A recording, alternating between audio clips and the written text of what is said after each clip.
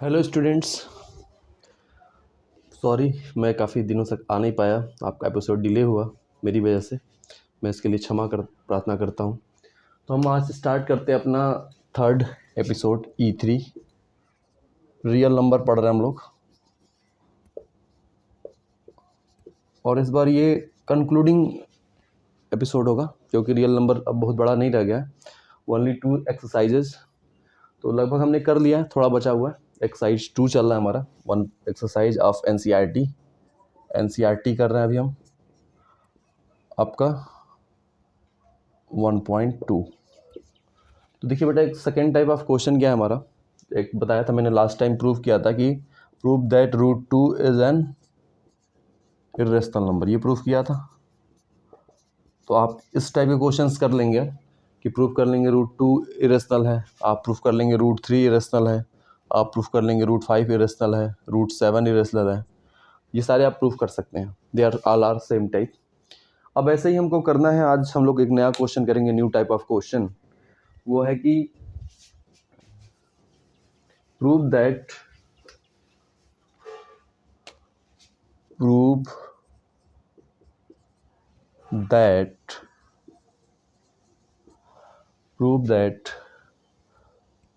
(2√3 + 5 is an irrational number। ठीक है students, तो हमको ये प्रूव करना है √3 + √5। अब इसको इरेशनल कैसे प्रूव करना है, ठीक है, ये मैं आपको बताता हूँ। इसको इरेशनल कैसे प्रूव करेंगे, देखिए। तो सबसे पहले हम इसको सपोज कर लेंगे। कंट्राडिक्शन मेथड लास्ट टाइम भी लगाया था √2 में, वही मेथड यहाँ भी अप्लाई होगा। हम सपोज कर लेंगे कि लेट 2√3 + 5 बी और रेशनल नंबर। ठीक है, आप मान लीजिए कि ये क्या है, रेशनल नंबर है। मान लिया, मानने में क्या जाता है, ठीक है, मान लिया हमने। अब हमने मान लिया कि ये रेशनल है, सॉरी ये 5 है, नॉट √5, 5। अब हम इसको मान लेंगे कि ये 2√5 जो है वो इक्वल है किसी रेशनल नंबर r के, where r is rational number. ठीक, मान लिया कि r क्या है, रेशनल नंबर है। अब इसका बाद नेक्स्ट है वो क्या होगा। अब इसके बाद यहाँ √3 को आप अलग करेंगे, √3 को सेपरेट करेंगे। कैसे, तो 2√3 + 5 है ना। अब इस 5 को इस साइड से इस साइड भेज दीजिए आप। तो ये 5 यहाँ प्लस में है, यहाँ से हटेगा ये, तो इस साइड आके -5 हो जाएगा। ठीक है, सही है। फिर नेक्स्ट स्टेप में क्या करिए, ये जो √3 के बगल में 2 है उसको भी इस साइड भेजिए। तो ये मल्टीप्लाई में है तो इस साइड आएगा, तो ये क्या हो जाएगा आपका, डिवाइड हो जाएगा। ठीक है, अब इसी स्टेटमेंट को हमको आगे लिखना है। कैसे लिखना है मैं बताता हूँ। तो हमको यहाँ लिखना क्या है, तो first we can write r is rational number. पहली लाइन हम लिखेंगे कि r क्या है, रेशनल नंबर है। ठीक, दिख रहा है आपको, r रेशनल नंबर है। सपोजिशन में हमारे आप लिख सकते हैं बाई सपोजिशन। यहाँ हमने सपोज किया है, एज्यूम किया है। ठीक, नेक्स्ट लाइन हो जाएगा कि r अगर रेशनल नंबर है आपका, तो r - 5 is also a rational number. ये कैसे लिखा मैंने, तो देखिए बेटा, इसका एग्जाम्पल क्या है कि कोई रेशनल नंबर है r, उसमें से 5 आप माइनस कर रहे हैं, तो 5 भी तो रेशनल नंबर है। और हमने एक रूल पढ़ा था क्लास 9th में कि अगर एक रेशनल में से दूसरा रेशनल माइनस करेंगे, रेशनल माइनस रेशनल, तो आंसर आपका रेशनल आएगा। Answer is always rational. ठीक, कभी रेशनल माइनस रेशनल इरेशनल नहीं आ सकता, not possible.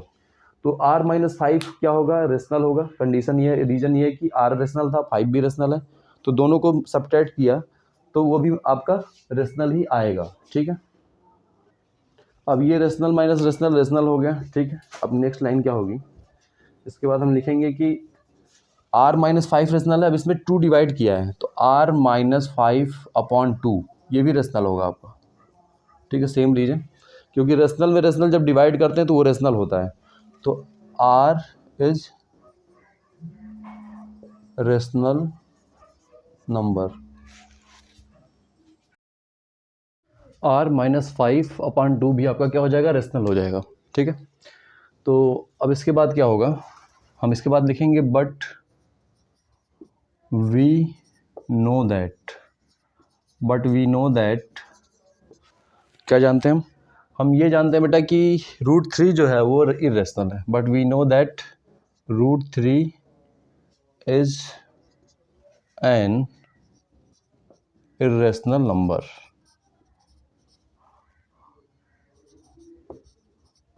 and here contradiction arises, यहाँ पे contradiction आ जा रहा है, here contradiction arises। देखिए कहाँ पे contradiction आ रहा है, contradiction आ रहा है आपका कि ये देखिए ये √3 है, √3 इज अ इरेशनल नंबर, और ये आपका r-5/2 हमने लिखा है ना कि ये रेशनल नंबर है, तो ये √3 आपका इरेशनल है और ये r-5/2 ये रेशनल आ रहा है। तो इरेशनल कभी रेशनल के इक्वल नहीं होता है, आपको पता होगा बच्चा कि irrational not equal to rational, irrational कभी रेशनल के इक्वल हो ही नहीं सकता, इम्पॉसिबल है ये। तो यहीं पे कंट्राडिक्शन अराइज हो रहा है, तो हियर कंट्राडिक्शन अराइजेज, और this implies our supposition is wrong, और ये कह लेगा आपका आवर सपोजिशन इज रॉन्ग, और hence 2√3 + 5 is a irrational number।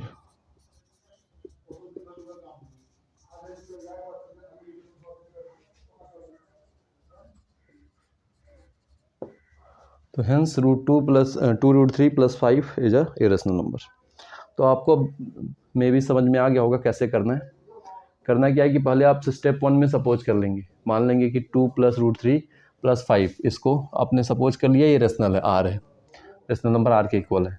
फिर क्या करेंगे आप नेक्स्ट स्टेप में ये करेंगे कि आप आर को सेपरेट करेंगे, तो 2√3 = हो जाएगा आपका r-5, सॉरी √3 को सेपरेट करेंगे। नेक्स्ट स्टेप में इस 2 को भेज देंगे, तो 2 जाएगा इसके नीचे, r-5/2 इतना लिख लेना है। इसके बाद का स्टेटमेंट बेटा ये नीचे लिखा हुआ है कि पहले हम लिखेंगे क्या, हम लिखेंगे पहले r इज रेशनल नंबर, फिर हम लिखेंगे r-2 इज रेशनल नंबर, फिर हम लिखेंगे r-2/5, मतलब ये पूरा रेशनल नंबर है, और ये रेशनल नंबर है, बट लेफ्ट साइड में आपको क्या दिख रहा है, लेफ्ट में √3 दिख रहा है ना, तो √3 इरेशनल है, तो √3 इरेशनल है, ये राशि में रेशनल है, यहीं पर कंट्राडिक्शन हो रहा है, और इस कंट्राडिक्शन की वजह से जो हमारी सपोजिशन है वो रॉन्ग हो जा रही है, और इस तरीके से ये 2√3 + 5 आपका क्या हो जा रहा है, rational number irrational number prove हो जा रहा है। ठीक है, आइए नेक्स्ट क्वेश्चन पे आते हैं। नेक्स्ट क्वेश्चन है स्टूडेंट्स की, prove that √2 + √3 is an irrational number।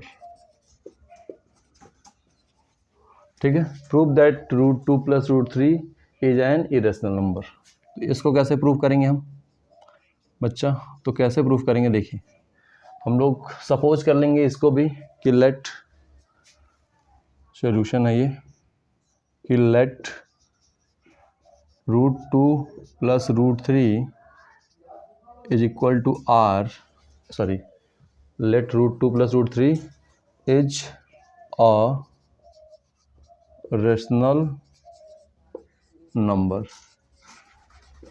ठीक है, मान लिया कि √2 + √3 इज एन रेशनल नंबर। अब इसको सपोज कर लेते हैं रेशनल नंबर जो होता है वो हमारा किसी फॉर्म में, मतलब ए आर फॉर्म में एक्सप्रेस कर दिया। ठीक है, हमने प्रूफ इसको मान लिया कि आर है, वेयर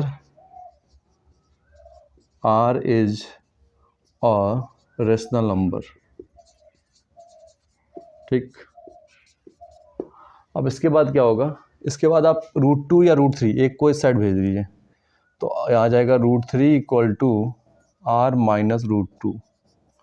ठीक है, इसके बाद करेंगे हम स्क्वायरिंग बोथ साइड्स। ठीक है, स्क्वायर किया तो √3 का स्क्वायर क्या हो जाएगा, 3 हो जाएगा, इधर वाले का होल स्क्वायर कर लेंगे हम लोग, तो r-√2 होल स्क्वायर हो गया, और इसका स्क्वायर करेंगे तो क्या आ जाएगा देख लीजिए, फार्मूला लगेगा A square plus B square minus 2ab 2 into R into root 2 equal to 3।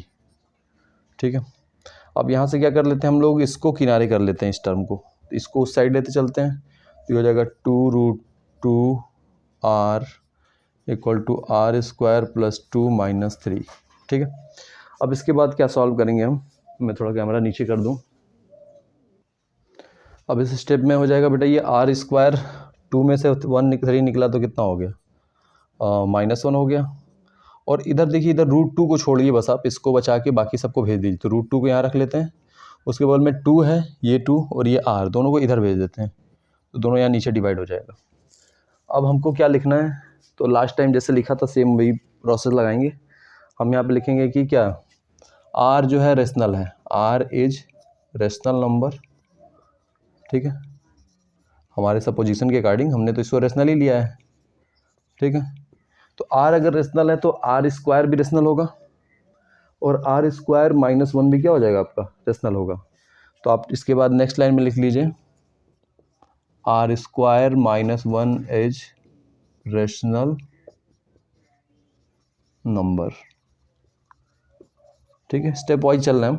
पहले मैंने लिखा आर इस रेशनल है, फिर ये आर स्क्वायर -1 भी रेशनल है। ठीक है, और फिर आर स्क्वायर -1/2r, मतलब ये टोटल जो होल क्वांटिटी है ये भी रेशनल है। रीजन क्या है कि आर रेशनल नंबर है, फिर रेशनल नंबर का स्क्वायर किया तो वो भी रेशनल बनेगा, और फिर उसमें -1 किया तो वो भी रेशनल बनेगा, और फिर उसमें 2r डिवाइड कर दिया तो 2r भी रेशनल है, तो रेशनल डिवाइड करने पे रेशनल ही आएगा आपका। तो हमारा आर स्क्वायर -1 रेशनल है, और फिर हम लिख लेंगे r square -1/2r is rational number. अब बच्चा यहीं पे हमारा कंट्राडिक्शन अराइज हो जाएगा। हमने लिख दिया कि ये रेशनल है, हमने लिख दिया ये जो है ये रेशनल है, हमने ये अभी यहाँ दिखा दिया ना, बट √2 इज इरेशनल, हमको पता है, आपने प्रूव भी किया √2 इरेशनल है। अब √2 इरेशनल है, ये रेशनल है, फिर वही कंट्राडिक्शन अराइज हो गया जो लास्ट टाइम अभी लिखा है, सेम वही रूल लिखना पड़ेगा, और ये इसके रेशनल आपका प्रूव हो जाए, इरेशनल प्रूव हो जाएगा। ठीक है, चलिए मैं इसको लिख देता हूँ, इसके लिए मुझे ऊपर आना पड़ेगा, वेट अ सेकेंड। तो देखिए आर स्क्वायर -1/2r जो है वो रेशनल नंबर है, और ये रेशनल है और ये इरेशनल है, तो दिस इज कंट्राडिक्शन, यहाँ लिख देते हैं। But we know that √2 is an irrational number, but we know that √2 is an irrational number, मान हमको पता है ये, और इधर क्या दिख रहा है, ये इरेशनल है, ये रेशनल है, तो हियर contradiction arises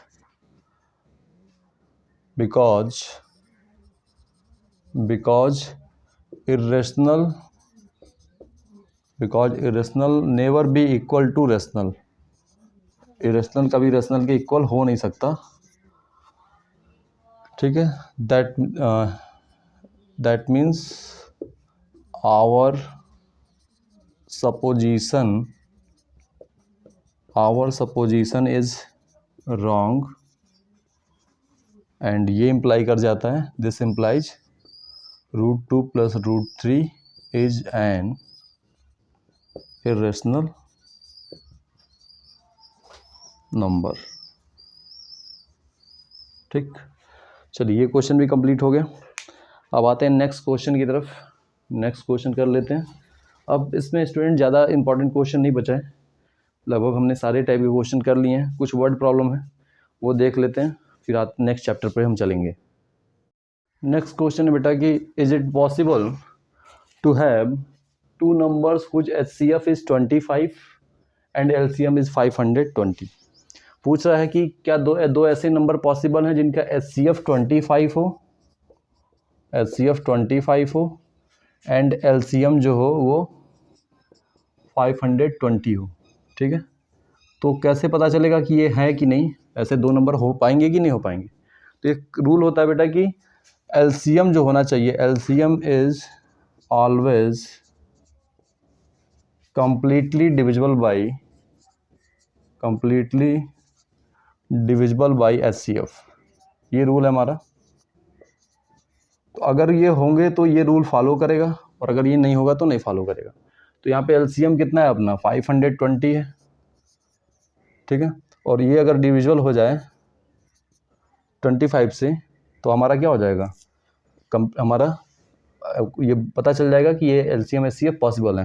तो यहाँ लिख लेते हैं कि if 25 is HCF and 520 is LCM, then 25 completely divides 520, ठीक है। तो चलिए स्टार्ट करते हैं डिवीज़न। 5 से कट गया, 5 5 जा, और ये हो जाएगा 104।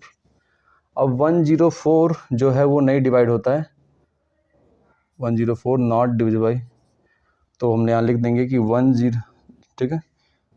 That means 25 does not completely divides 520। This implies, ये इम्प्लाई करता है आपका, this implies 25 and 520 is not HCF and LCM of two numbers, ठीक है बच्चा।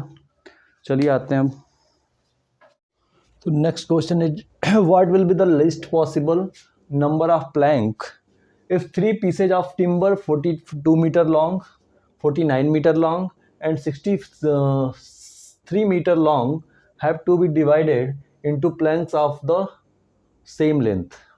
तो स्टूडेंट्स क्वेश्चन क्या है हमारा, क्वेश्चन ये है कि what will be the least possible number, मतलब कम से कम वो 3 नंबर्स बताने हैं जिनमें ये 3 प्लैंक्स हैं हमारे पास, 3 टिम्बर हैं। एक टिम्बर आपका क्या है 42 मीटर का है, ये देखिए, दूसरा 49 मीटर लॉन्ग है, और लास्ट वन जो है वो और भी लंबा है, सबसे लंबा है, ये 63 मीटर लॉन्ग है, ठीक है। अब पूछ ये रहा है इस क्वेश्चन में कि वो मिनिमम नंबर आप इनको टुकड़े में करना है, हमको छोटा छोटा करना है, और ऐसा करना है कि ऐसे छोटे स्मॉल पीसेज में डिवाइड करना है कि मिनिमम ये नंबर में डिवाइड हो, सबकी साइज भी इक्वल हो और नंबर भी इनका मिनिमम आए। मतलब हम सपोज किया इसको 2 पार्ट्स में कर दिया, इसको 3 में कर दिया, इसको 4 में कर दिया, ऐसा। मतलब आप एक तो लेंथ सब इक्वल होनी चाहिए, मतलब जो प्लैंक्स बनाने हैं हमको, सपोज क्या 42 का है तो अगर हम 6 बनाना है तो इसका भी 6, इसका भी 6, इसका भी 6, मतलब size of the plank, height of the plank same होनी चाहिए। और दूसरा है कि कम से कम में हम निपटाना चाहते हैं कि मतलब हाइट ज़्यादा, मतलब हाइट हम ले लेंगे, ऐसा हाइट ले लेंगे जो सब में कॉमन आ जाए, और उससे हमारा मिनिमम कम से कम हमारा नंबर ऑफ प्लैंक्स बन सके। तो स्टूडेंट्स क्या समझ रहे हैं आप, इससे क्या समझ में आता है कि हमारे पास 3 नंबर्स हैं और इनको ऐसा डिवाइड करना है कि और कम से कम पार्ट्स में इनको हमको निपटाना है, ठीक है। तो देखिए 3 नंबर्स हैं, पहले इन तीनों में कॉमन क्या होगा हमको ये पता करना पड़ेगा कि 42, 49 एंड 63 इसमें कॉमन चाहिए हमको। कॉमन मतलब छोटा नंबर चाहिए, कॉमन का मतलब LCM नहीं है, HCF चाहिए हमको। हम इसमें HCF निकाल लेंगे तो हमको वो छोटा नंबर पता चल जाएगा जो इन तीनों को डिवाइड करता होगा, क्योंकि इसमें क्वेश्चन में ये है कि इसको हमको छोटे छोटे पार्ट्स में तोड़ना है और इनको इक्वल हाइट में तोड़ना है, और ऐसा तोड़ना है कि कम से कम, ज़्यादा तोड़ना भी ना पड़े, कम तोड़ के हम काम चला लें। तो उसके अकॉर्डिंग मुझे ये लगता है कि हम एक मैक्सिमम हाइट पता कर लें जो इसमें तीनों में इक्वली मिल जाए। तो वो मैक्सिमम हाइट कैसे पता चलेगी स्टूडेंट्स, वो पता चलेगा आपको इसका HCF निकाल के, ठीक है। तो हम लोग HCF निकाल लेते हैं 42, 49 और 63 का। अब HCF कैसे निकालेंगे, बड़ी समस्या है हमारी। तो देखिए HCF निकालने के लिए सबसे सिंपल तरीका है कि हम कर लेते हैं प्राइम फैक्टराइजेशन, ठीक है। तो आइए मैं दिखाता हूँ आपको। तो ये देखिए स्टूडेंट, मैं करने जा रहा हूँ प्राइम फैक्टराइजेशन। किसका 42 का करूँगा, फिर 49 का भी करूँगा और 63 का भी करूँगा, ठीक है। आपको आता है प्राइम फैक्टराइजेशन, बहुत ही सिंपल चीज़ है बच्चा। देखिए कैसे करना है। ये 42 को तो हमको प्राइम फैक्टराइजेशन नाम है इसका, तो इसलिए प्राइम नंबर से हम इसको काटेंगे। तो प्राइम नंबर ले लिया मैंने 2 और 2 से 42 को काटता हूँ तो वो 21 आ गया, सही है ना। फिर 21 को हम काटने चलते हैं तो वो इसके लिए हमने 3 ले लिया, तो 3 7 जा हो गया और फिर 7 से ये हो गया 1, ठीक। अब देखिए 49 को हम बेटा डिवाइड करते हैं तो 49 7 के टेबल में आता है, तो 7 7 जा 49 एंड 7 1 जा 7। अब आते हैं बेटा 63 को, तो 63 देखिए 3 है ना, और 6 + 3 9 होता है, तो 9 दैट मीन्स 3 से डिविजिबल होगा ये, तो 3 2 जा 6, 3 1 जा 3, फिर 3 से कट गया 3 7 जा, और फिर 7 से कट गया 7 1 जा, सबका फैक्टर हो चुका है। अब हमारा जो HCF होता है हाईएस्ट कॉमन फैक्टर, वो तीनों में कॉमन होना चाहिए। तो तीनों में देखिए क्या कॉमन है, 7 7 और 7, एक चीज़ ये कॉमन है और कुछ भी नहीं कॉमन है। तो इसका मतलब ये है स्टूडेंट्स कि हमारा जो HCF है हाईएस्ट कॉमन फैक्टर वो है 7। मतलब जो हम प्लैंक्स बनाएंगे, जो लठ बनाएंगे, वो किस साइज के बनाएंगे, 7 मीटर हाइट का अगर काटे सबको तो वो इक्वली डिवाइड हो जाएंगे और हमको मिनिमम नंबर ऑफ प्लैंक्स तब मिलेगा। इससे छोटा करेंगे तो हमको ज़्यादा मिलेगा, लेकिन हमको ज़्यादा नहीं चाहिए, हमको कम चाहिए। इससे छोटा हो सकता है पॉसिबल वैल्यू, बट इससे हमको ग्रेटर ही चाहिए, कम नंबर ऑफ हमको प्लैंक्स चाहिए। तो हम लोगों ने HCF निकाल लिया 7, ठीक है। अब HCF बेटा 7 आ गया। अब देखिए नेक्स्ट स्टेप क्या होगा, तो HCF स्टूडेंट हमने निकाल लिया है 7 इन तीनों नंबर्स का। अब देखिए हम जब इस पार्ट को डिवाइड करेंगे, हम 42 को डिवाइड करेंगे 7 7 में, तो कितने 7 आएंगे, 1 2 3 4 5 6। मतलब 42 जब डिवाइड होता है आपका 7 से तो कितना आता है आपका, 42 divided by 7 what we get 6। मतलब 42 मीटर वाला जो हमारा टिम्बर है वो 6 पार्ट्स में डिवाइड हो जाएगा, ठीक है। फिर दूसरा जो हमारा 49 वाला टिम्बर है, इसको भी डिवाइड किया हमने 1 2 3 ऐसे करते करते, तो ये 7 पार्ट में डिवाइड हो जाएगा, बिकॉज 49 जब हम डिवाइड करते हैं किससे, 7 से, देन वी गेट 7। तो इससे कितने प्लैंक्स निकलेंगे, 7 निकलेंगे।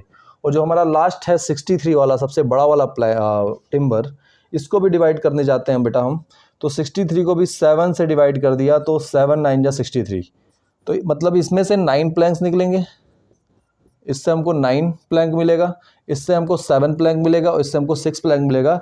तो least possible number of Planck जो कि पूछा था हमसे क्वेश्चन में, हमसे पूछा था कि क्या पूछा था कि what will be the least possible, पूछा ही था हमसे कि find the what will be the least possible number of plank. तो least possible number of plank equal to least possible number of plank equal to 6 + 7 + 9, और इसको सम कर देंगे तो हमारा आ जाएगा स्टूडेंट्स कितना, 6 7 कितना होता है भाई 13, और 13 + 9 कर लिया, तो that means total 22 number of Planck's बनेंगे मिनिमम। मैक्सिमम लेंथ होगी उसकी और वो मिनिमम 22 बन पाएगा, इससे कम नहीं बना सकते हम, हाँ इससे ज़्यादा हम बना सकते हैं, ठीक है। तो ये हमने कर लिया अपना एक अच्छा सा वर्ड प्रॉब्लम। ओके स्टूडेंट्स, अब अभी भी बहुत से क्वेश्चंस हैं, आप मुझे कमेंट करें, मुझे कमेंट सेक्शन में पूछे तो मैं उस पर फिर से वीडियो बनाऊंगा। अभी तक के लिए मैं ये चैप्टर अब कंप्लीट समझता हूँ। आपको कोई भी दिक्कत हो तो आप मुझे कमेंट कर सकते हैं, उसमें पूछ सकते हैं, मैं तब उन क्वेश्चंस पे आपको एक अलग से वीडियो प्रोवाइड कराऊंगा। चलिए अब आते हैं हम लोग नेक्स्ट चैप्टर में, जल्दी ही कल ही मैं मे बी फिर से एक चैप्टर अपलोड कर दूँ। Thank you students for watching my video.